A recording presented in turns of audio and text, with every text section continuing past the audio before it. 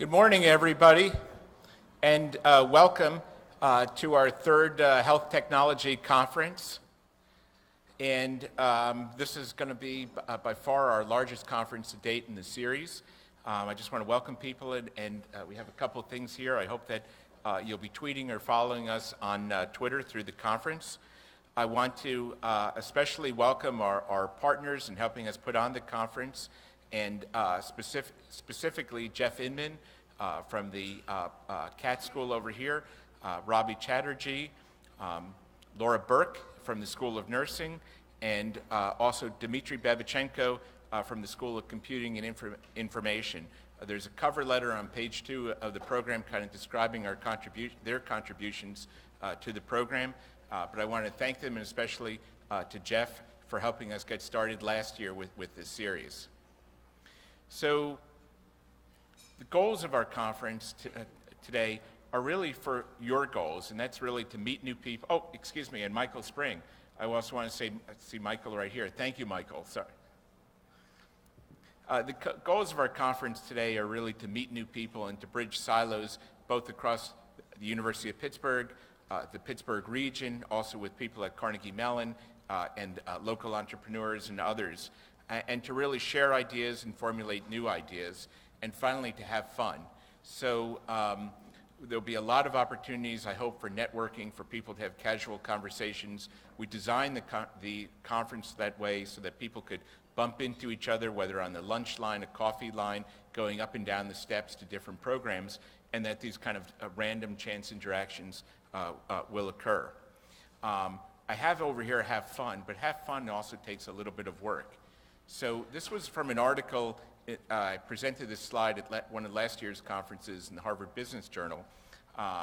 So the challenge of being introverted at a conference. So the goal really for people in the room is to kind of meet new people. So try to set, in science, we try to have numeric goals. So here are some numeric goals about trying to talk to at least 30 people, get 10 business cards or exchange contact information, and arrange 5 follow-up meetings. I've already arranged one, or begun to arrange one follow-up meeting at breakfast this morning.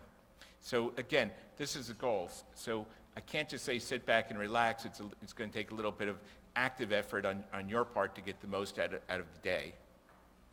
I want to also run through briefly the agenda that's in your program packet. This is the morning plenary, and it'll be followed by the breakout session. I also want to identify, we'll be in 3 rooms for the breakout session.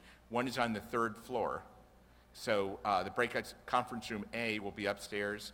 The other ones will be in this room or around the corner in the gold room on this level. Afterwards, there'll be a networking lunch, and then followed by the afternoon plenary second breakout session, also in the 3 rooms, and then we'll have a plenary from the University of Pittsburgh Innovation Institute, and close the program with a reception and software demos. On my far left, I want to point out Leah Silverman, who's here. Leah will be recording the event graphically. We met at an event hosted by Karen Feinstein at the Jewish Healthcare Foundation earlier this year, and I was so impressed with what Leah did that we invited her to come, and we're delighted that she's here. So I'd strongly encourage people to stop by periodically through the day to see how Leah's drawings are coming along. Our morning keynote, sponsored by the Clinical and Translational Science Institute, is for my friend and colleague, Dr. David Moore. There's a brief bio of Dr. Moore in the program. I just want to say he's been not only a innovator and investigator, but also a real thought leader in the field. He's going to talk this morning about his ideas on solution-focused research and supportive accountability. Super impressed. He's got 3 R01s at a major center going on right now at Northwestern that he'll tell us a little bit more about.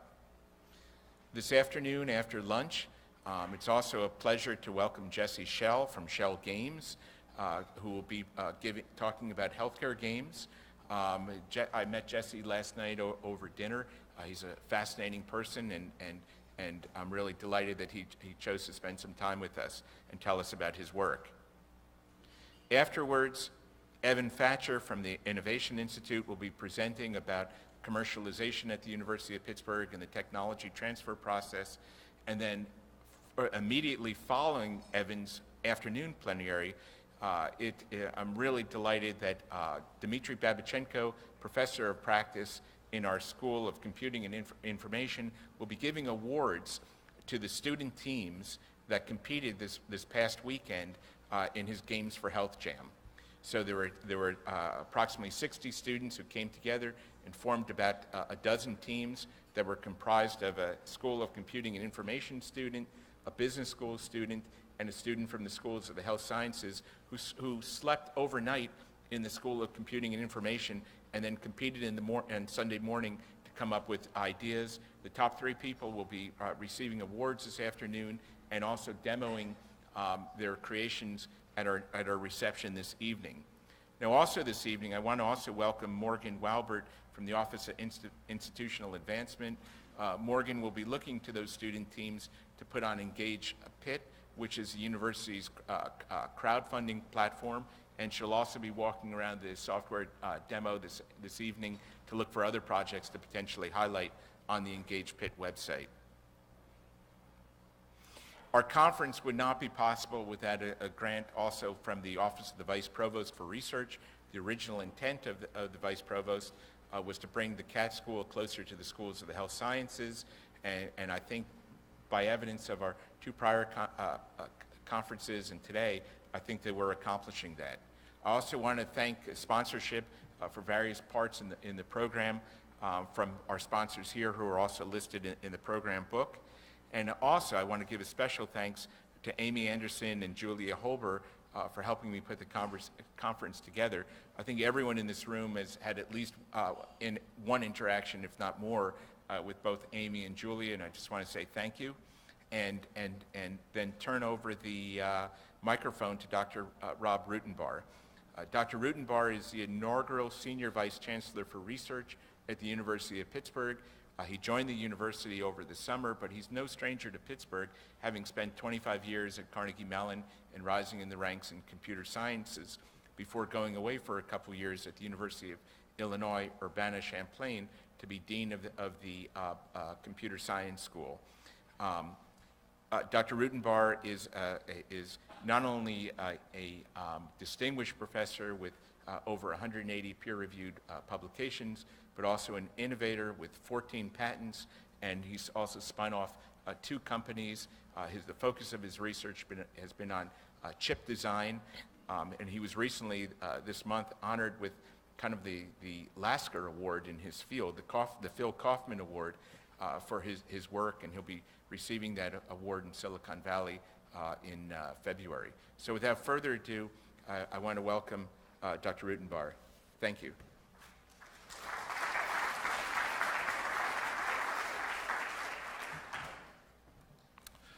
So, good morning, everyone.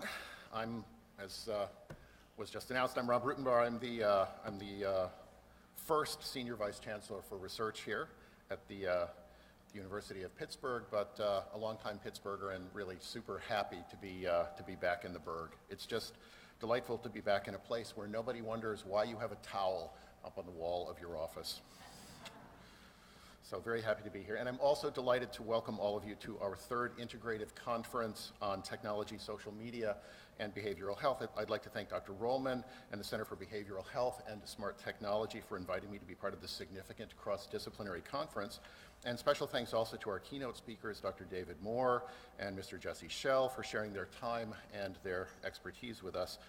Throughout this day, you're going to be able to hear how technology and social sciences research intersect, and how the interplay between these 2 worlds translates into novel developments and to novel treatments.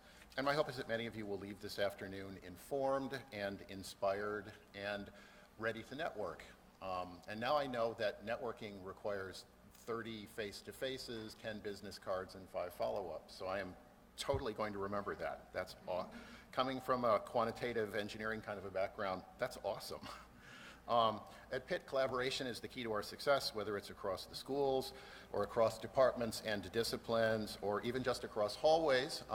In my particular case, it's often across campus. One of the things I now know because of the technology I choose to wear on my wrist, that it only takes only three meetings with my friend and colleague, Dr. Art Levine, the Dean of the School of Medicine, walking from my office in the Cathedral of Learning up Cardiac Hill to Scaife Hall to hit my 10,000 step daily goal. Only 3 meetings. So I had not expected this intersection of collaboration and cardiac fitness in my goal, my job.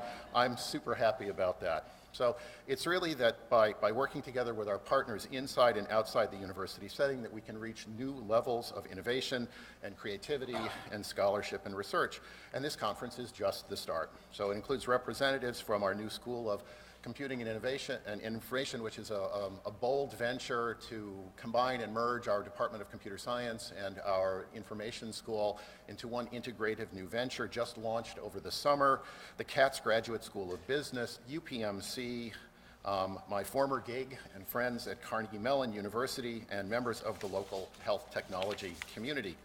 So, and it's up to us to stay educated, to ask questions, to listen to the answers, to learn what works so that we can all move forward on the cutting edge research that many of us in this room are leading and tackle some of society's most intractable challenges together. So with that, I wish all of you a very productive and enjoyable conference, and thank you again for joining us today.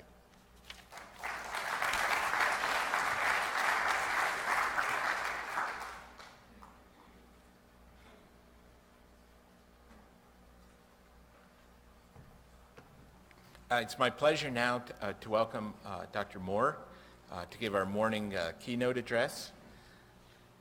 And in the interest of time, there won't be much more introduction. I'm sorry, David. But there's in the program is a brief bio. I'd strongly advise people to take a look at Dr. Moore's CBITS website at Northwestern to be impressed. There we go. Nope. Or on the next, or on the desktop. Here's a fellow to help us. Okay. Up. I think I'll let you do that.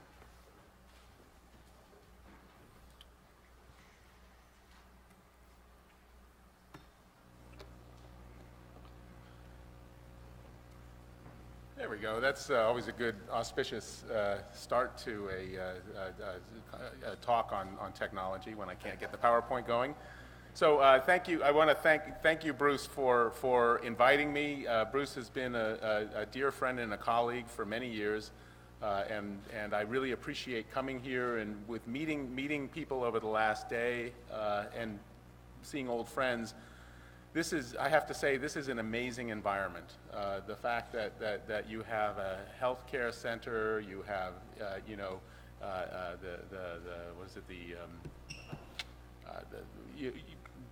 bunch of institutions that can kind of drive innovation. It's incredibly impressive. So before I get started, I need to make a couple of disclosures. So I've taken some consulting fees from Otska and Optum. I have an ownership interest in Actualize Health, which has the license to some of the stuff that I'm going to be talking about, and then the funding here from the National Institute of Mental Health. So I know this is kind of a mixed audience, so I'll have the first couple of slides just doing a little bit of background. The sort of mental health is a problem slide here. So 20 to 25% of Americans will have a diagnosable mental health disorder within any given year, and the number of people who are suffering from symptoms is considerably higher. So 6 to 9% have mood disorders, to 18% anxiety disorders, and those numbers don't add up because there's a lot of comorbidity. Our workforce is inadequate, so around 20% of only 20% of patients in any given year get what's called minimally adequate treatment, and that is really far more minimal than adequate. We have less than half the number of mental health professionals that we would need to be able to care for people, and we never will have enough. And even if we did have enough, they wouldn't be where people are. 90 million Americans live in federally designated mental health professional shortage areas, which is higher than primary care or dentistry. So when we, as a psychologist, when we think about mental health treatments, traditional mental health treatments, they're usually guided by some sort of theory. And probably the one that's the most used and the most researched certainly is cognitive behavioral theory. So, and that theory basically, says that we, in our experiences, we have kind of these three realms. We have our thoughts, our cognitions, our emotions, and our behaviors, the things that we do. And we don't necessarily, in terms of psychotherapy, have control over our emotions, but we do have control over our thoughts and behaviors. And they all influence each other. So if I were to come up here and be thinking, wow, there's a whole group of really smart people here, they're going to argue with me, and I'm going to end up feeling really stupid, I would be jittery, I might even avoid coming, I would be anxious. But if I come up here and think there's a lot of smart people here, and they may disagree with what I have to say, and we could get into some interesting conversations, and I might learn something, I'll have very different behaviors and very different feelings. The other sort of background thing I want to mention is just some features of psychotherapy that we have to keep in mind when we're thinking about digital health or behavioral treatments generally. One is they're slow. You don't just do something and people get better. So typically you need at least 4 weeks of treatment to get any response. We think of responses before that as being more placebo. Psychotherapy usually lasts 8 to 20 weeks. Pharmacotherapy, often people are on pharmacotherapy for a year or more. It's hard. So people who are depressed, they tend to have, part of depression is a lack of motivation, is a sense of hopelessness. So staying engaged with any treatment is hard. People who are anxious, they're fearful. And one of the things that they get fearful about is whether their treatment is working. So keeping people engaged is, even under the best of circumstances, a challenge.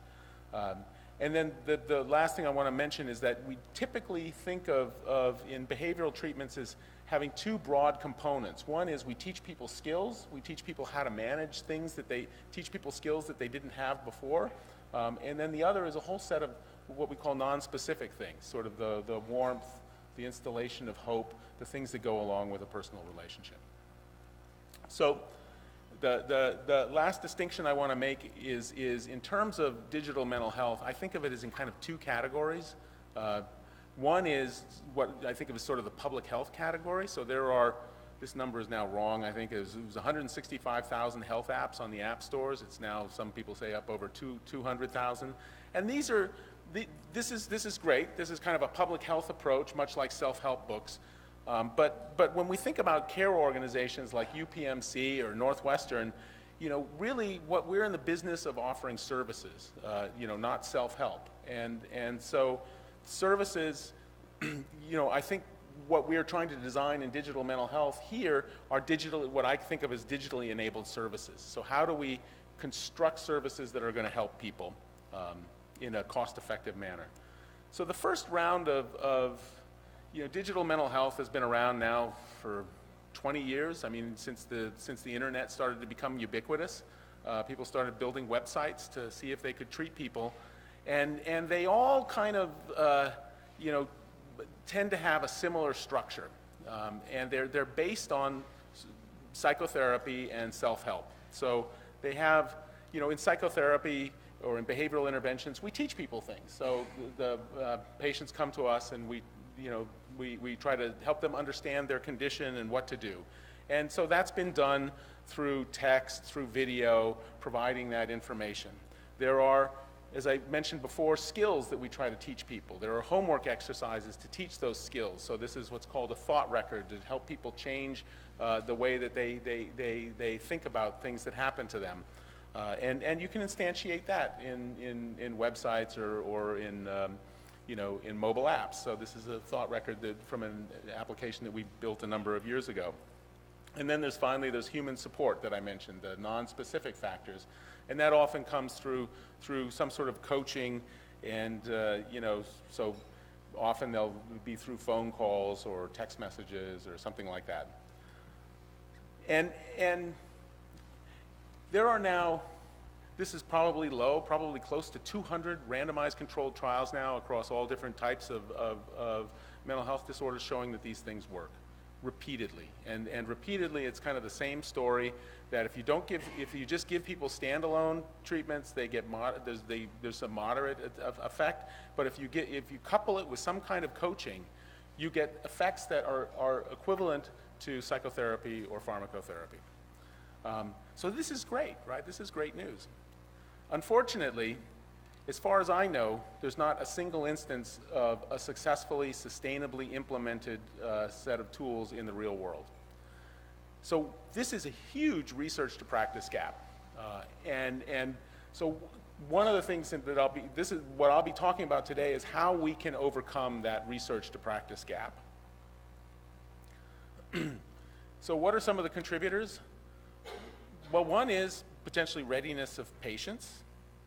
I'll talk about a failure of design for the individual, failure to harness the properties of digital technologies appropriately, and a failure to design for care systems. So the first one here is really a question of, do we have a marketing problem?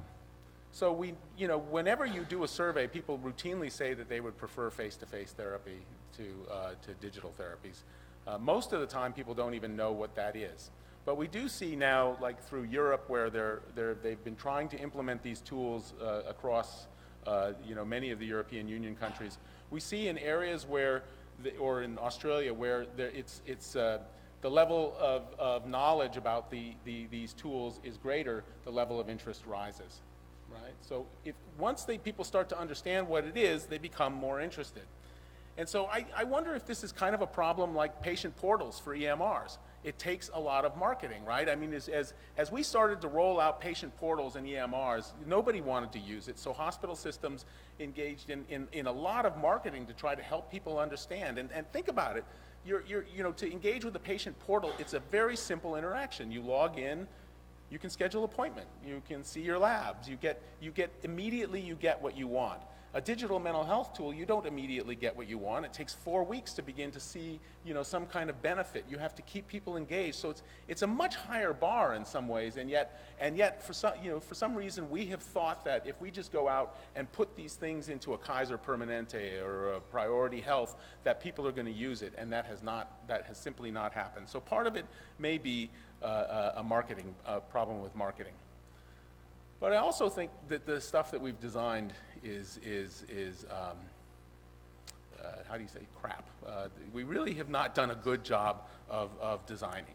The common features of web-based tools, the old generation is 6 to 8, 30 to 50-minute sessions where somebody is supposed to go in and read or watch videos that sort of convey this material, that teach CBT principles. Again, remember somebody who is, has a condition where they've lost motivation, where they feel hopeless, where they think nothing is going to work, and then you tell them to go home and watch a video for once a week for 50 minutes. It's not surprising that people don't use these tools. They are not at all compelling. So what have we done? We've developed these products that people won't use, and part of it is because I think what we've done is it's been top down, and we have taken a medical approach. And the medical approach is we know what the patients need to do, and now we need to get them to do what we want them to do. And if they do that, then they're going to get better. And so we are already, I think, once we're trying to persuade them, when we're using digital technologies, once we're trying to have, persuade them, we've already lost the battle, right? I mean, this idea of persuasive technologies, I think, is wrong. We need to, if we're trying to persuade somebody, we've lost them when we're talking about tools that are fit into the fabric of their lives. And I think that's what we need to do, is begin designing tools that fit into the fabric of people's lives, that they can use, that fit into what they're doing on a day-to-day basis, that meet their goals. And so I think it reminds me of, like, Marshall McLuhan, said that each new medium, the first iteration of each new medium imitates the one that came before it. And I think that's what we've done, is up until now, a lot of digital mental health has tried to imitate self-help books, psychotherapy, and I think the next generation is going to have to move beyond that. So then I want to talk about the failure to harness the properties of digital technologies. So this is a a book that came out last year by Kevin Kelly, he was an editor for Wired magazine.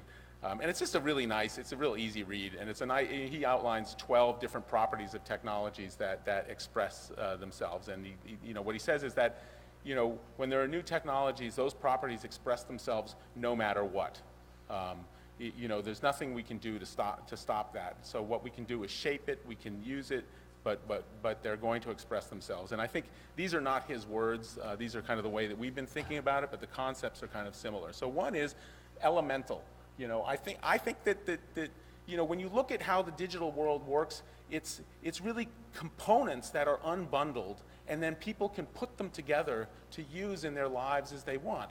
You don't have one app to manage your life. You've got an app to manage. I'm going to use the one to manage my flight, in a little bit. I've got an app to look for restaurants. I've got an app that tells me which wine to buy, right? You have lots of little pieces that you can put together to manage your life in the way that you want. It's embedded in the fabric of our lives. We don't know, most developers of these technologies, they don't ask you to go home and spend an hour doing something. They're embedded in, so that you have it when you need it. So it's helping you with things that you want to do. They're intelligent. Increasingly, they learn from their interactions with you, and they're continuously evolving. And this is a big problem, I think, in medical research, because when we test things, we lock them down, right? We test things like a pharmaceutical agent that is going to be the same today as it is, next week, next year, in a decade, in 2 decades. So the patient horizon is huge. 20 million people are going to take this thing. I mean, a piece of digital technology will not be the same tomorrow as it is today. So they're constantly evolving, and so we need to keep that in mind when we're researching these tools. So I'm going to talk a little bit now about sort of how we've been thinking about mobile applications, and it's interesting because some of the people I've talked with here have had, have come to the same kinds of conclusions. I think we're all seeing the same problems, and we're to some degree coming up with similar solutions. But so when we started a number of years ago thinking about, well, how do we develop mobile tools for depression and anxiety, common mental health problems? So the problem that we saw is that there are lots and lots of behavioral strategies, right? So you've got behavioral activation. You can get people doing more positive things. There's thought restructuring, helping people change the way they think, goal setting, problem solving, exercise is good, affect. So there's lots and lots of interventions. And when therapists work with patients, they choose the one that the patient's going to respond to. We also have, just in the phone, we've got lots of different ways of interacting, right? So you can read, we all are increasingly reading on the phone. You can watch videos. There's messaging. There's self-tracking features. A lot of people, increasingly younger people are using images as a way of communicating. So there's lots of different ways and preferences for how to interact with your phone. And so you end up with a grid here that is enormous. In web-based interventions, what typically has happened is that they try to be feature-rich. They try to put as much stuff as they can in there, and then people can navigate to it. But that's not how you use your phone, right? When you use your phone, with the exception maybe of reading the newspaper or maybe watching videos, most applications, if they take more than a minute, that application will be uninstalled. People want to get in, they want to do what they do, and they want to get out. That's how applications are helpful to people. So how do you architect something like this when you have all of these different things that you potentially could use? So what we decided was, this idea of an app for that is passé. We can't develop one app for that. So what we came on was really what we need, is to stop thinking about apps and start thinking about platforms that can flexibly deploy the tools to people when they need it and when they want it, and not necessarily prescribe that people have to have one app that goes through a series of lessons, right? So what we came up with as kind of this prototype was 12 or 13 apps, and each one of them is very simple. It just does one, has one behavioral strategy, and I'll show you, some examples in a moment. And then there's one app that we call a hub app that integrates, for people who download that, it integrates the experience. So if you have that on your phone, the notifications will go through that. The hub app makes recommendations for other apps. and so on. So here we have it. It's elemental. It's broken down into its component parts, and it's using also different kinds of interfaces. So different apps use different interfaces. It's largely skills-based, and this is, I want to make a point, and so it's largely skills-based. There's only one app that has a lot of psychoeducation, and just as an aside, so here, and it's eclectic. So we aren't saying it's CBT or anything else. We have a lot of different tools, and people can pick and choose. We're not going to have some theory that's going to impose upon people what choices they should make. And it being skills-based, I should say, we've in the development we've had some interesting learning. So we put it up on the Google Play Store, and we asked people. We watched how people were clicking through the apps and so on, and we got some user feedback. People launched little things asking people to contact us and do some interviews with them. And what we saw was that, and I'm a psychologist, right? So I think, we give people a tool, we have to at least tell them very briefly, what is it? Why would you want to use this? What can it do for you? How do you use it? And we saw that after a page or two, people were uninstalling the app. Nobody wanted to read it. And so we took that information, we put it under help, and all of a sudden, people started using them. And it was interesting. There was no explanation. It didn't say what it was supposed to do, why. And think about it. How often do you download an app and go straight for the instructions? Does anyone raise your hands? Why would we as psychologists think that our patients should behave any differently than we behave with apps? So these apps are out there often with very little information about what the purpose is, and yet people begin to use them. And maybe the part of the message is some people want information, but some people just need something to help nudge their behavior a little bit in the direction towards mental health. And maybe we should trust people to make of it what they make of it, and that people are intelligent enough to understand whether something's helpful and to come up with a narrative for themselves about why it's helpful, if it is helpful. So here's just some examples. This is a traditional. So these are all up on the Google Play Store, and we're starting to put them into iOS. There's a couple of them up on there if you're an iOS user. But so this is a simple thought record. This is pretty standard, right? So you have a negative thought, then you can pick what type of distortion you have, and then you come up with an alternative thought. So it's trying to help people learn how to change negative attributions. This is pretty standard.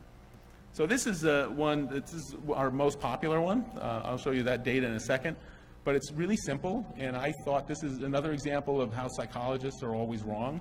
I thought this was a really dumb idea, and it turned out to be our most popular app. All it is when you download it, it asks you a question to peg your level of depression. And it gives you then 4 things to do each day. And if you're really depressed, it's get out of bed, brush your teeth, eat something, get out of the house. And if you do that 4 or 5 times in a row, you get a streak and you level up to the next level. And you get another 4 things. And you can add things in if you want, you can adjust it. But that's all it is. That's it. And that one people really like. This is for people that like images. All it does is that you can pick an image from your phone or from the internet or anywhere and attach a little mantra to it, and it comes up periodically on your phone to remind you. And this is also popular. And this is day to day. It's the only one that really is more psychoeducational. So there's a brief piece of content that teaches people something that gets launched once a week. And then there are 4 messages that go out each day just to try to keep remind people of what they've learned. And this is also popular. So the public deployment, we've had over the last 2 years, we've had about 80,000 downloads from 76,000 unique users, and as of September, there were about 10,000 active users. Now, benchmarking what good use is difficult, but one paper here said that they defined consistent use as 10 or more sessions with the app. This was a diet app, and about 3% of downloads reached that criteria. And for ours, it's between 5 and 35% are reaching that criteria. And you can see across all of the apps, they are, on average, opened 13 times over the course of about a month. But the popular ones like Daily Feeds or Day to Day, they're launched 27 times over a month to a month and a half. So that's pretty good use. I mean, in my mind, these actually blew me away. I did not expect this to come out this well. And then you see at the bottom there's some dogs. And in fact, Me Locate was unfixable. That one's gone, so you won't find it up there. But those are probably either we need to get more funding to fix, or they need to be taken out and shot. Was one of the two. So this is sort of the public deployment, and then we've tested it as a service with coaching, and we made a pretty simple coaching model. So this is the dashboard for coaches, and you can see at the top, in the middle, there's a. Can you see that there? Yeah. So at the top in the middle, there's a bunch of little dots. So that basically is showing the coach when when apps have been launched, so they can see when things are being launched. The middle panel at the bottom is managing text messages. Then there's some panels there that tell the coach which apps are installed on the phone, which are currently recommended by the Hub app, and then a little bit of monitoring of their symptoms. So it's pretty straightforward. The coaches, all they did was they talked to the patient for around 30 or 40 minutes by phone, just to make a connection, to make sure that they had the Hub app installed, and then the rest was all done by text messaging. So about 3 text messages on average, back and forth each week for 8 weeks. So these are the outcomes. This is just a field trial. We discovered it's hard to have a controlled trial, when your apps are freely available on the App Store, because if you tell people not to use them, that usually increases the likelihood that they'll actually go out and download them. So this is essentially just a single-arm field trial, but the reductions in depression and anxiety are significant. And viewed another way, for the depressed patients, at the end of 8 weeks, 37% had no symptoms whatsoever, so they were fully remitted. Around 40% were recovered, so they were below the threshold for referral and getting into the trial. But they still had some symptoms, and then 22% remained symptomatic. So these are very, very encouraging findings. But the findings that I was most encouraged by are that the average number of launches of the app over the 8 weeks was 195 times. So for those of you who are familiar with digital health studies, that's a lot. And typically, when you see the use of these digital mental health tools, what you see is a kind of a hockey stick. So people start out using it, and over the first couple of weeks, it drops off and then levels out. What we see here over those 8 weeks is there's no drop-off whatsoever. It doesn't change. So it averages 3 to 4 launches a day. And again, this is something that actually surprised me that it turned out this well. And I think that there's a couple of reasons for this. One is the median time for the use of an app was 17 seconds. So these apps, people can go in, right, like Daily Feeds. You go in, click it, click, click. That's what I did, and you're done. So it doesn't take a lot of time. Some of them are a little longer. There's a relaxation app that people can listen to videos for 5 minutes or 10 minutes. So it's a little skewed, but most of them are designed to be really quick. And so it fits into the fabric of people's lives. The other thing that we see when we look at the use data is that people are using different apps. They start with one, they move to another, they move to another, and I think that there is a benefit to novelty. So, they don't feel like, it doesn't feel like you're having to use the same thing over and over again. You can go in and try something else, and find something else that you want to use, and use it for as long as you want, and then find something else. So people aren't locked into just using one thing. So then, we have one of the challenges then is going to be if we start having systems like this that are sort of clouds of apps, a platform with lots of different choices, how do you navigate that? So what we're doing now is trying to develop a recommender system. So we get a huge amount of data for clicks, for how people are doing, and we can use those then to begin to develop a kind of Netflix for mental health apps. So if you like this app, it'll know that you're more likely to like this app and that app. If you don't like it, here's another cluster of apps that you might like, and it'll make a recommendation. And so we just playing with it, we got an initial just a commodity recommender and put it in there, and it improved adherence by about 13%. And we're working with some people at Columbia University right now that are developing a recommender engine that's tailored to these apps. But I think it is feasible then to develop tools that can get people, and I think this is critical. So if you have, if we have this kind of open framework, adaptable framework, we're going to need to get people to what they need quickly, because they're going to get disillusioned if you don't. So if we can get a recommender engine in there that will quickly figure out what's going to work for people, I think it'll help. And then the last thing I want to talk about just in this section here is failure to design for the healthcare system. So that's something we've done a very, very poor, in fact, I don't think we've done it at all. So we've imagined, what we've done is we create this efficacy or effectiveness evidence, this abstracted evidence that's generalizable, and then we want to build a bridge to clinical implementation. I mean, that's how clinical medicine has traditionally worked. And we know that bridge is difficult. But in this case, after 100 or 200 trials and no bridge whatsoever, and I don't know how many care systems trying to implement this thing, it's clear that method is not working. And so, one of the things that we're arguing is that we need to start developing these things in the context of care systems. We need to understand where it's going to be. That care system is as much a part of the intervention as any of the technology, and maybe a more important part. So, who is going to be managing these patients? What is the information they need? What's the interaction with the patient? What's the goal of that interaction? So these kinds of things need to be mapped out. And we've begun doing that at Northwestern in their value-based care system. We've done a number of interviews with senior management, gotten them on board. We're now doing sort of user-centered design interviews with people in the system and with the patients. And initially, the leadership team said, we need to put this in primary care.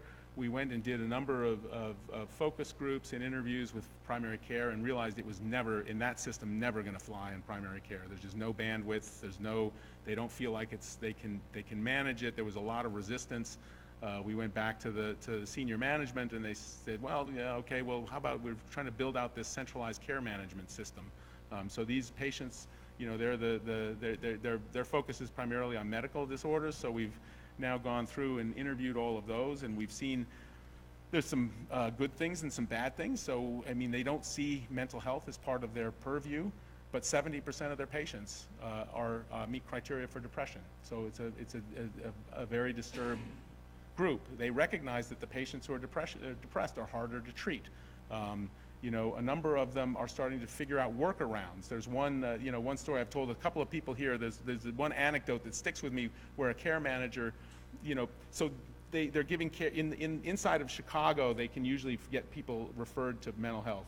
In the suburbs, there's a 4 to 6 month waiting list, and you get beyond the suburbs, and there is no mental health care. There's no place to refer people. So these care managers are stuck. They don't really know what to do. And so this one care manager came up with this idea that libraries have a lot of activities. And so what she'd do is, if she got a depressed patient, she'd go and find the library that was closest to them and try to get them to go there.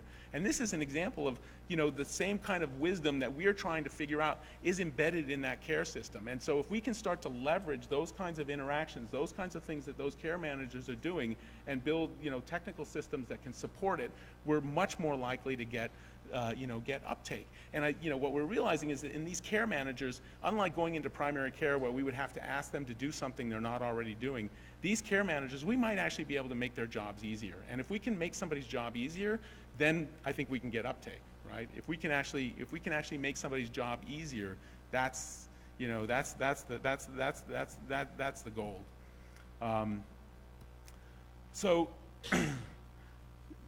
So essentially, what we're seeing here is is an enabling system that sits at the center of this care system and can essentially help communications across the different entities and provide monitoring functions and some support.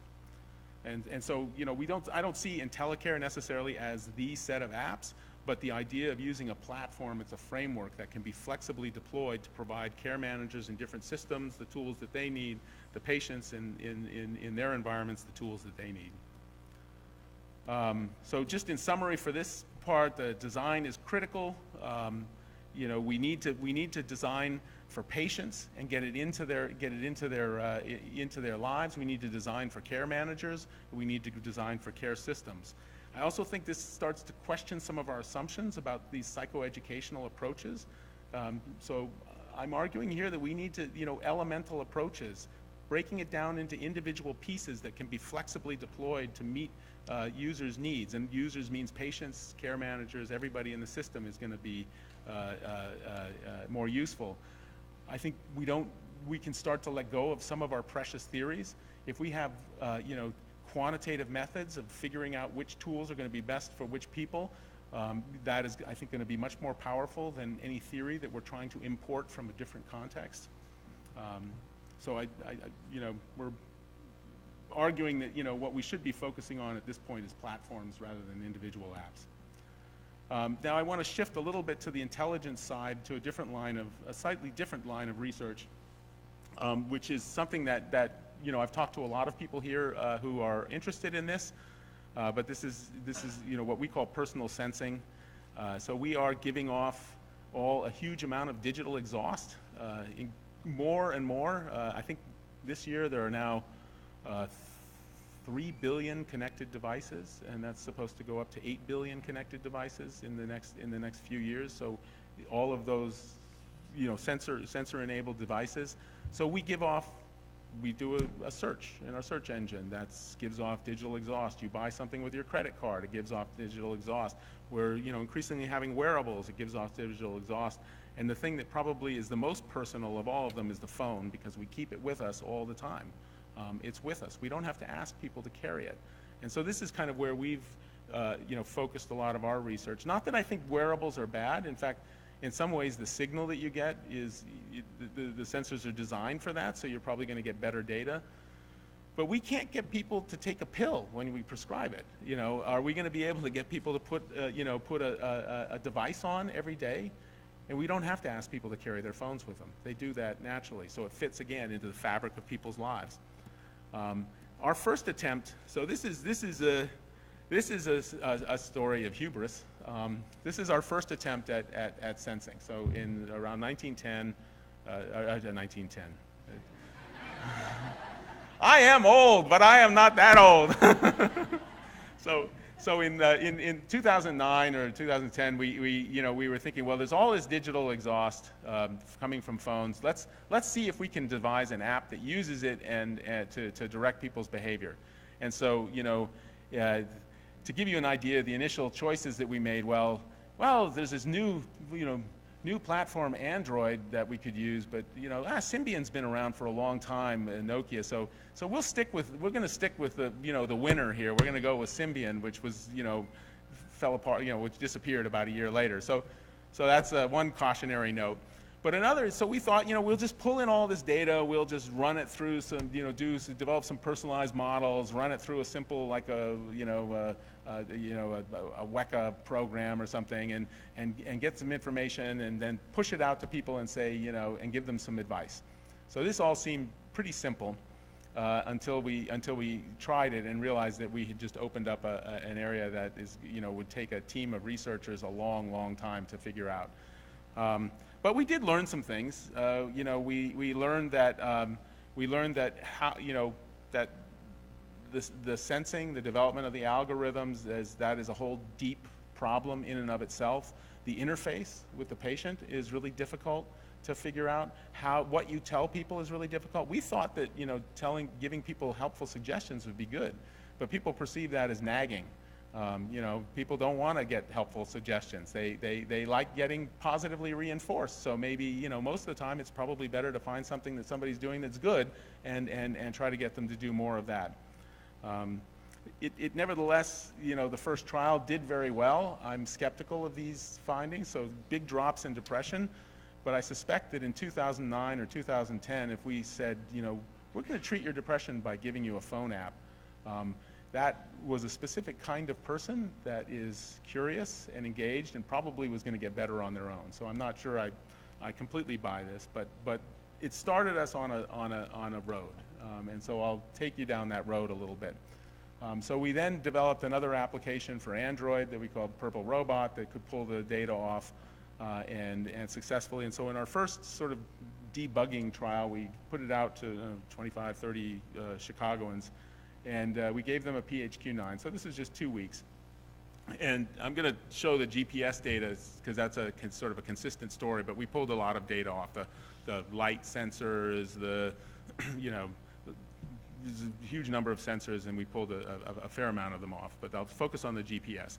So GPS data, you can't really use it by itself, so what we did was create what are called features, so little pieces of information that are more intelligible. So number of clusters is the number of places that a person went in a given day. Location variance is the variability. So if two people go to 4 places, do they go to the same place every day, or do they, is there some variability? And so there we saw that the people who are going to a more greater variety of places had lower levels of depression.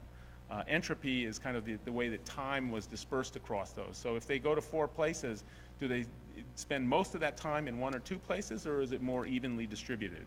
And if you spend your time more evenly across places, it seems to be associated with lower depression, sort of similar to homestay. And then the last one, circadian rhythm, was one that I'm particularly interested in because there's very little information about that. And so that's basically kind of periodicity. So the more that rhythmic that people's behaviors are, the less likely they are to be depressed. So they leave the house the same time of the day. So the more that you're kind of rhythmic, the less likely you are to be depressed. And that was a powerful predictor. So this was a small study, and so we wanted to figure out, is there, could we reproduce it?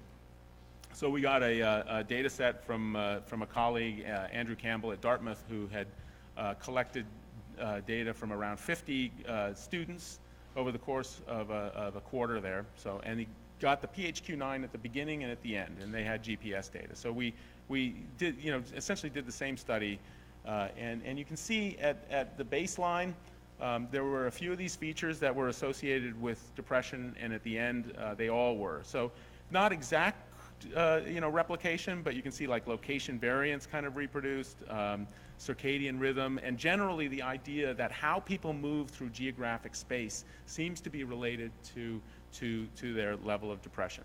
So this was more of a longitudinal study, so we thought, well, maybe, is PHQ-9 depression related to, does it tell us anything about how people are going to move through space, right? So if you know how depressed I am today, what is it going to tell you about how I'm going to move through space today, in 5 weeks, in 10 weeks, right? And so what we see here in this graph, you see there the vertical axis, the correlation of 0 is right in the middle, and then the dotted lines are where it's significant. And so you can see right at the same time point, the relationships are stronger, and then it's kind of what you would expect. The further away the movement gets, the lower the correlation, until at 10 weeks there's really no. So knowing what my level of depression is today isn't going to tell you anything about how I'm going to be moving around in 10 weeks. All right? So then we looked at it the other way. Can GPS predict PHQ-9? And what we saw was very different. It's the same across the entire time. So if you know how I'm moving through space today, it'll tell you just as much about my level of depression today as it does my level of depression in 10 weeks. And I should have put a slide in here to show you the change in depression, but these are students, and not all of them are doing well. Some of them have some pretty significant levels of depression, and there's a lot of movement over the course of that quarter. So there's a lot of people who start out fine and get worse, and there's some people that start out pretty bad and get better. So there's a fair amount of movement in this. But what this suggests is that maybe how we move through space is an early indicator. That before we begin having symptoms of depression, it shows up in our motivation to go places, to do things. It's a small study. We were very encouraged then around the time that our first study came out. A couple of months later, a guy Mikro Musalesi, who's at the University College London, came out with this study, independent of ours, and I renamed the features a little bit to match ours, but it was pretty much the same. He came up with pretty much the same thing, and he came up with pretty much the same findings. I will say, just so you guys know, that our publication came out first. We beat him by I think several weeks. but anyway, so this is good to see. And then, recently there was another paper that came out of Oxford where they were looking at predicting depression in bipolar patients. And these are the features that we came up with. And again, it kind of replicated. So this is what you want to see in science, right? You want to see, we came up with this idea, we replicated it.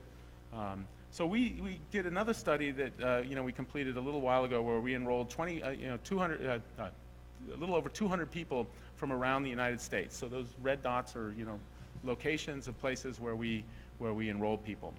And we got a big fat nothing. So what happened here?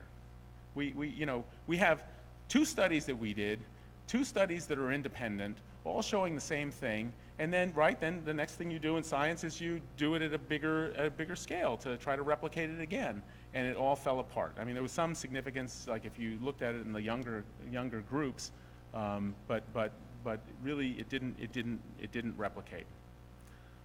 We did see a few things that were helpful in this, or we were able to get some things out of this, and we're not done analyzing the data. But one is, there's been a lot of studies looking at sleep, when people go to bed and when they get up, and a lot of these studies are done in college students, but it's one of the few places where there's a fair amount of replication. So we did this, and we actually did get pretty good models. So when people go to bed, and so this is the app that, where we're collecting the data. So we asked them, when did you go to bed? When did you go to sleep?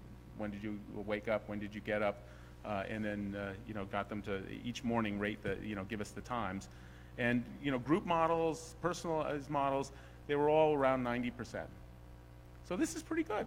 And it's nice because it fits with, it fits with a lot of data that are out there. Another thing that we were interested in that we collected data on is, because we thought GPS, and I still think GPS is an important signal, but what is it about movement through space, right? I think part of it is that it's reflecting motivation, right? You have to be motivated to go someplace.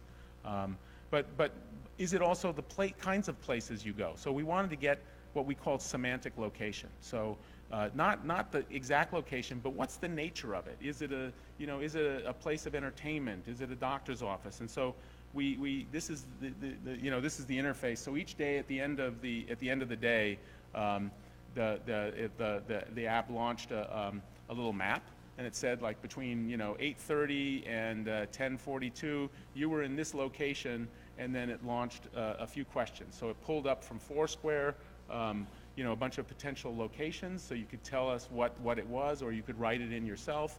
And then it could ask some questions like, was this a place of entertainment? Was this this type of place? Were you there for pleasure? Were you there for work? So you could ask questions about it. And so this is another thing that I'm sort of proud of. We beat Foursquare in our accuracy. We actually did a better job than Foursquare did. These are mostly their venues. And so with the sensor data we were pulling, we did a pretty good job. These didn't, the relationship of these venues to depression and anxiety was less than I would have hoped, but we did see some signals, like people who tend to go to religious, spiritual places, a church, a synagogue, a mosque, they tended to be less anxious, and people that go to doctor's offices tend to be more depressed. But I mean, people who are sicker tend to be more depressed. So it's not, I don't think the doctors are causing, for those of you physicians out there, I don't think you cause, but so we begin to see some signals, and I think part of the problem here is we were trying to validate it, so we used the venues that Foursquare used, and so we probably would need to think about how to define them to get stronger signals. But so we can begin to see that the types of places that people go can influence, can potentially be related to their level of depression and anxiety. So I think what we're talking about here is a hierarchical structure, right? So the way that I've framed it so far is that we're trying to get to depression, but and the bottom at the bottom level here we have sensors, right, in green. This is the raw data that comes in, and that data for the most part is uninterpretable. And so what we do then is we make features out of it, and there are ways of doing. These are sort of taking that raw data and giving it some meaning, and you can do that computationally, but a lot of it is also just human intelligence. There's a lot of human intelligence behind artificial intelligence. So it's just figuring out, if you're trying to figure out a location, if you go to a store, what does that look like? Well, you know, you walk, you stop, you look, you walk, you stop, you look, right? So that kind of movement could be a signature for when somebody's in a store, right? So and a lot of this, comes from people thinking about it creatively. And then you can take those features and begin to get behavioral targets that we're interested in, and ultimately, the mental health conditions that are abstract. And this is just an example from the last data that I showed you. So this sample, half of the sample was depressed and half weren't. So 50% is chance, right? So you can guess at a 50% rate who's depressed and not. So if you throw in all the sensor data and do machine learning with it, you get to 55%. So a modest increase. If you add in the features, that gets you up to around 70%. And then you add in the behavioral constructs, and that gets you up to 80%, right? So you can see this idea of kind of having a hierarchical modeling might be able to get us there. So again, it's not unlike the treatments I was talking about, sort of elemental, looking at the basic components and putting them together in a way that's going to work. But is depression really the most important target? And I would argue that for many of these, the features and some of the behavioral targets are far more important, because those are actionable, right? So location type, if we see that that's related, that's useful, that's something where we can try to influence people to change the types of locations where they go, right? The GPS movement features, right? If that looks like it may be a signature, is it causal? Because if it's causal, maybe if we get people to start being more regular in their movements, right? We know that there's a lot of evidence that getting people to be more regular improves mental health. So maybe some of these features actually are points where we can intervene effectively. And this essentially then creates an entire causal model where we can not only investigate ways of detecting remotely diseases continuously, detecting actions, behaviors that people are doing on a continuous basis, but it creates a model of mental health and movement, a model of mental health and sensor data that can be tested. So I refer to this as personal sensing. There was a paper that came out by Tom Insel that a lot of you may have seen a couple of weeks ago called what does he call it? Digital phenotyping. And I'm going to make a plea to you now to never use that term.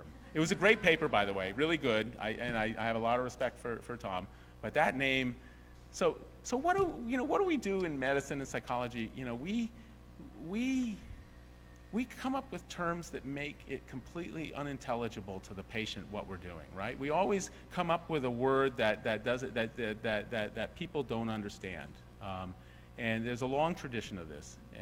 And I understand that I think Tom and the people that use this term are trying to tie this whole field to areas of medicine that are going to be understandable to physicians. But that term, digital phenotyping, nobody understands.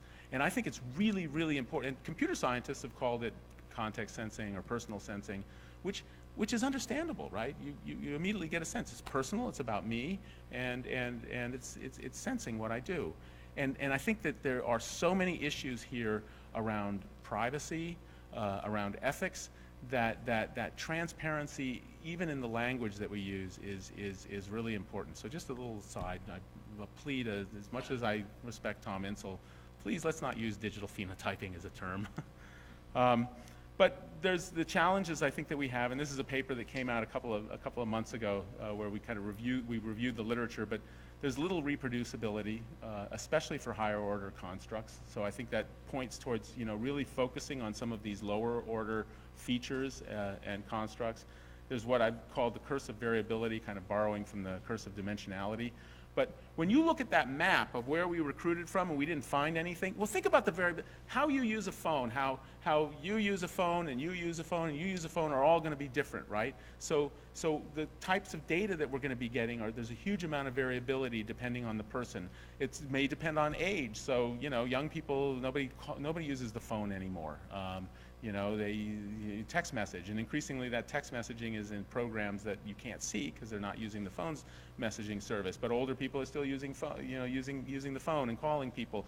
How it depends on if you're healthy or ill, you're going to move differently. And then a lot of our study was done recruited in the winter. And so how people move through space in Minneapolis is quite different than how they move through space in Miami in January or February. So you have geographic variability. So there's an enormous amount of variability that I think is going to be a huge challenge in this area. And so, there's a lot of reasons for privacy and ethics and thinking through the control of data are central. But one of the reasons I think it's central is that if we're going to make progress in this, I think what we're going to need to do is find ways of sharing the data and of creating repositories where those data can be uploaded and housed. And I've been talking with the NIMH. I think they are potentially interested in doing that. I don't think they know what they're getting into, but they have a platform at AWS that they're willing to consider how to using for this purpose. And we're going to have to figure out how to communicate this information to users. 50% of Americans are graphically illiterate. They don't understand. They're not going to understand a bar graph. So how do you communicate with people? And how do you? Some people like to be told what to do. So looks like when on days when you should try going to bed an hour earlier. On days that you go to bed earlier, you feel better the next day. Other people don't want to be told what to do, so they want to be provided information. So understanding kind of how to interact with people, I think, is going to be a big issue around this. So just to kind of summarize, I think our current generation of digital mental health interventions has not worked. They've worked in theory, they've worked in trials, but so far they have not worked in the real world. So to create sustainably implemented digital mental health systems, I think we're going to have to change the way we design, bringing stakeholders, patients, care providers, administrators, and systems all in, not at the very, very beginning. I think we have to get away from designing technologies. I mean, what we've done is we've created digital mental health tools, and people didn't use them, so then we got coaches to go in to try to get people to do it. This is what we do as psychologists, as physicians, right? So we get something, and then we try to get people to do what we know is right. And so what we've done then effectively is we've created technologies, and then we get people to support the technologies. And aren't technologies supposed to support people? So we've created a system that is just backwards. So I think we need to redesign it from the ground up. And I've talked to a lot of people here over the last couple of days that are seeing things pretty much the same way. And the direction that we're going, that we're proposing, is really to break it down into component parts that can be easily put together to meet individual users' needs. So just to close, I think we are, I don't want to be a Debbie Downer here. We haven't succeeded yet, but I think we can. And I think when we do, it's going to be really the third revolution in mental health. And I think of the first revolution being the development of talk therapy, the idea that talking with somebody can cure a mental health disorder. I mean, beginning with psychoanalysis and now moving into evidence-based psychotherapies. Think about what mental health treatment was before that. You had asylums. You had people were getting the demons beaten out of them. I mean, it was this was a revolution. And then in the 1950s, the rise of a biological approach, pharmacotherapy, again, was revolutionary in how we think about mental health and the tools that we have. And I think if we can get this right, we are on the cusp of another revolution for technology-supported care. And I want to emphasize the word revolution because what we've done as a field in mental health is we've tried to tie everything to the past. We have ICBT, we have this, we have that. We're trying to tie it to the and that's what we do because psychology, like medicine, has been a field that builds incrementally on itself. But you don't get a revolution by hanging on to the past. You get a revolution through paradigm shifts. And so, I think we as a field need to begin to let go of these ideas that CBT is the way to go. we're going to achieve it, I think, by working together with computer scientists, with human-computer interaction people, with business people, with administrators. And part of it is because all of those people, bring different expertise.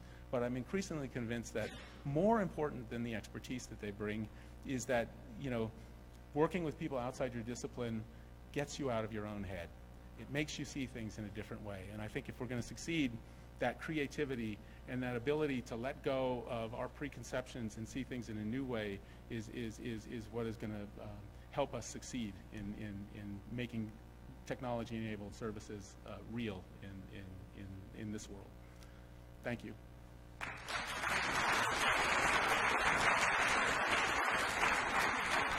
Oh, and I should say there's a lot of people that have worked on this. This isn't just my work. So there's some of the people there that have helped.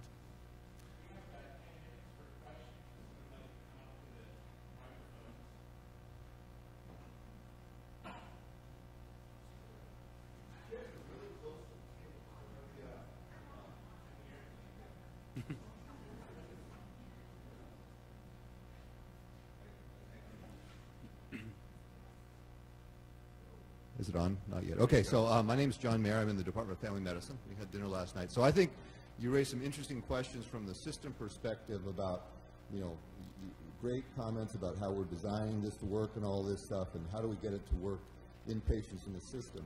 But I see in something you've done here something I'd like to know if you've ever measured. So you've got your app platform out there that's got 10,000 users, and you've also got some controlled studies with when people use this, they improve their mental health. It seems like you could go and say, based on our controlled studies of improvements in mental health from use of this app and the usage we have in these 10,000 people, we're improving PHQ-9 by this much out in the population. And it seems like there's things out there, that an impact you're having that is beyond just the people you necessarily deal with. And I think that's where the real opportunity is, right? Outside the system, in the ambient environment. We had this disagreement last night. So yeah. I mean, I think you're right, and I would also slightly disagree. So I think there is from a public health perspective, there are huge opportunities, and some of it is people will download this, and unfortunately we don't have those outcome data. Because nobody fills that out. So that's essentially, I think, a design flaw in the system, that we didn't make completing that valuable enough to people. So we don't, hopefully we'll have those data, but we don't have them now. But assuming that they have some benefit, that's a public health approach. And I would also say it's more, I think you're right, it's hugely important, because when we see, for example, Mental Health America put the PHQ-9 screening up. And they had, I think in the first year, I'm not going to get these numbers exactly right, but like 1.5 million people completing them, right? And then they looked at what do these people want? And they asked some questions, and very few were looking for treatment. A lot of them are looking for information, they're looking for other things, and I think what we have now digitally is we can access a whole different population. So these are people who maybe have low mental health literacy. They know they've felt miserable for a long time, that they're not as happy as other people in their lives. They have a sense of that things aren't right, but they don't have a name for it. They don't want to call it a mental health problem. And they're on the internet, they're looking for some kinds of answers, some information, something, not even being sure what they're looking for. And so, opportunities are there, not necessarily to provide treatment, but for that population, how do you get them to the next step on the way? How do you move them a little bit towards eventually maybe getting connected to treatment? But it may be just helping them understand that they have a little bit of agency, that they're not completely helpless, that choices they make, result in consequences, that staying at home watching TV all day is not necessarily going to help them feel better. I don't know what it is, but I think that's a huge untapped area. So now I agree with you. Hi there, Nancy Zients from the Jewish Healthcare Foundation. I'm neither a physical health, mental health, nor techie person, but here's my question. So I listened to you talk about your suite of apps and the concept of whether or not we are telling people or prescribing to people or leading people down the road of which apps we think they should want to use in order to improve their behavioral health. And I'm struck by the fact that it was a long time before we realized that medication reconciliation on the physical health side really only got us where we needed to be if we asked people about the supplements that they were taking and the vitamins that they were taking and the diet that they were taking. So the corollary here is, these are the apps you know they're using and you're tracking that they're using. Is there a place in here for us to understand what are their other internet user behaviors so that we can see whether or not some of the gaming that they're participating in or some of the messaging is causing harm or helping them, and building that into a care plan for people? Yeah, I mean, I guess, taking what you say and abstracting it to its highest level. No, I think it's an important point. To its highest level is that, these apps, they're using it for 16 seconds a day. We really have a tiny little influence, and they're going through. They may be using other apps, which we can actually detect. We can see what they're using on their phone, but they may be doing things other places. But they also may have other circumstances in their lives that could be overwhelming the effect of these small interactions. So, I think that's an important, an important thing to keep in mind in digital mental health. And I would say that, this is why I think like many public health initiatives, it's probably going to have a small impact. That tiny impact, though, spread across an entire population is meaningful and important. But if we're going to really impact, on an individual level at a significant degree, I think then we're talking about services, and services involve, a human being who can understand more about the person's context, more about what they're doing that might be impacting them. Yeah. Thanks very much. Great talk.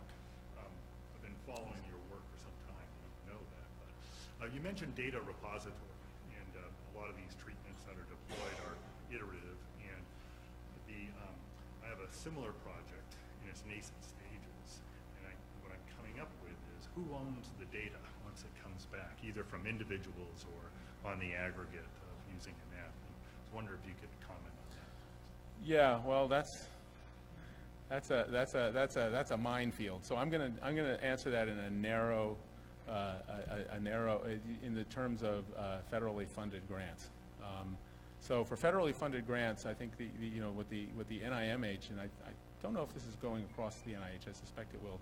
They're saying that if taxpayers have paid for it, that data needs to be made available to people, and so you are obligated then to share those data. And so what they're doing is they've created a repository or a data archive, National Data Archive, NDA, where you can upload the data. You can also you can embargo it so that you have a chance to look at it and before other people do. But ultimately, those data belong to Americans, researchers, people who want to look at it.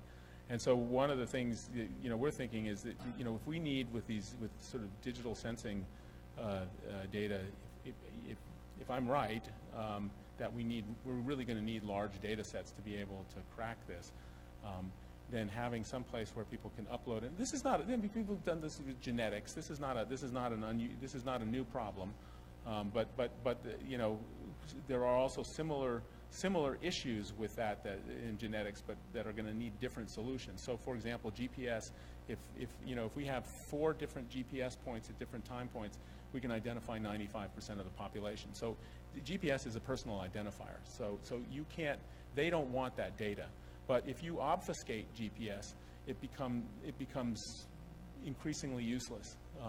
So, like, how do we architect, a system where the data can be stored, it can't be viewed, but maybe there can be layers that can, run queries against it. But some way in which sort of these sensitive sensing data can be warehoused and shared, but without threatening.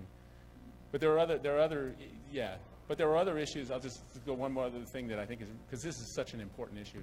I think people, the way people consent for digital health is different than we're used to. So when you consent to a study, mostly we fill out questionnaires. So I know if you got me in a study, I know when I'm filling it out. And if I don't like your study anymore, I can just say I'm not going to do it. But here we're installing something on their phone where every day it's running, every night it's running, and they're not consenting every day. They consent once, so that's powerful. But what happens if I do something and I don't want you to know about it? Or I decide I don't want to be in your study, but that you're continuing to collect data. How do you give people control over that data retrospectively? What are the rules around that? How do we help them understand that? So there are huge issues here that are not easy to resolve. Yeah.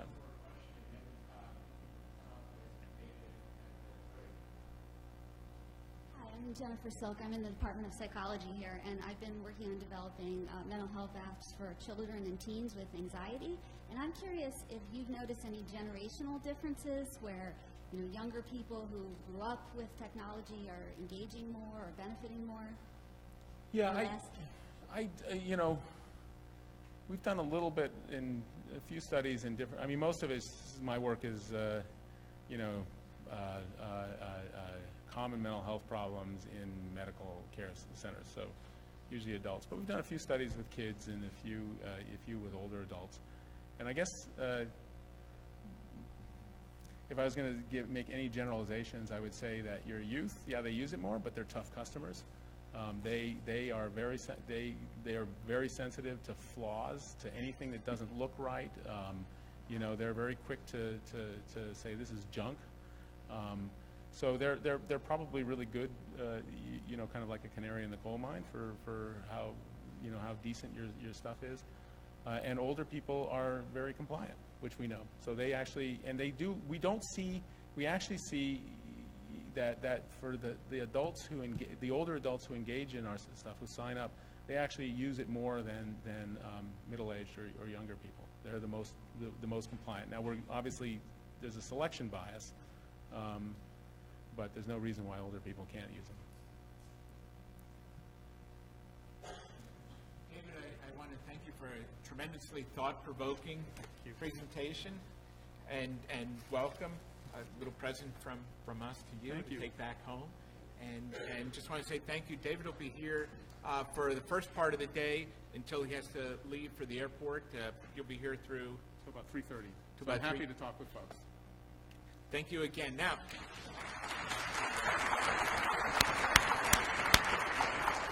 some minor housekeeping. So we'll take a little bit of a break. There's coffee. There's snacks in the back. If the first column of presentations is upstairs, so the third floor, you could take the elevator or the steps. I tested the stairwells. This morning, you will not be locked in if you take the steps upstairs. The gold room is right around the corner, and we're in conference room B right now. So thank you.